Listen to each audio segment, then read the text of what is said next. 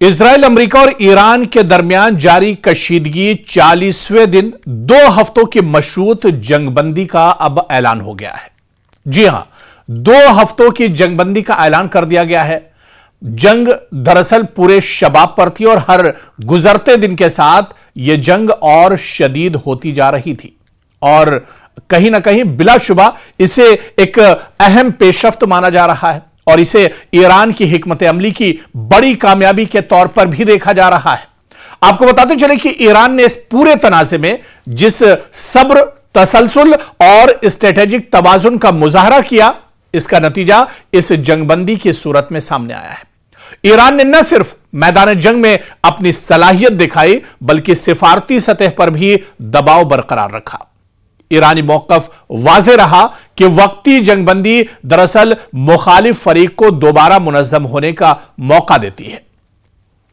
خاص طور پر United status اور اسرائیل کو، اس کے باوجود ایران نے اس وقفے کو عالمی دباؤ اور سفارتی مواقع کے تناظر میں قبول کیا، جو اس کی حکمت عملی کی پختگی کو بھی ظاہر کرتا ہے۔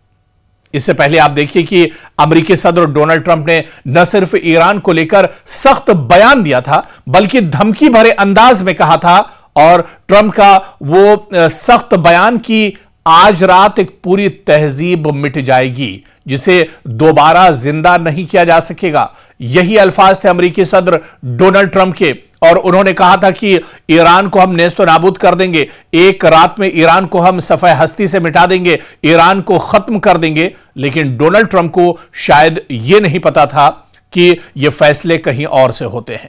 سپر پاور کے ہاتھ میں دراصل یہ فیصلے سپر پاور یا امریکہ کے ہاتھ سے نہیں ہوتے ہیں۔ ڈونلڈ ٹرمپ کو دراصل یہ قوت اور یہ طاقت نہیں دی گئی ہے کہ وہ کسی کی موت یا زندگی کے بارے میں ایک طرح سے لکھ سکیں یا اس پر اپنے منچاہے ارادوں سے ایک طرح سے حملے کر سکیں اور اسے نیست نابود کر سکیں۔ اور ایسے میں آپ دیکھیں کہ یہ بیان اس بات کی عکاسی کرتا ہے کہ جنگ بندی کے باوجود کشیدگی اپنی جگہ برقرار ہے، اور صبر و تحمل جو صورتحال ہے وہ مکمل طور پر ایک طرح سے بھلے ہی قابو میں نہ آئی ہو، لیکن پھر بھی جنگ بندی ہوئی ہے، اور اس جنگ بندی سے سب کو راحت ملی ہے۔ حالانکہ ایران جو جنگ نہیں چاہ رہا تھا، ایران نے اس جنگ کی شروعات بھی نہیں کی تھی، اور ایران بھی لگاتار یہ کہہ رہا تھا کہ جنگ بندی اب جب ہی ہوگی یا جنگ کا خاتمہ جب ہی ہوگا جب ایران چاہے گا۔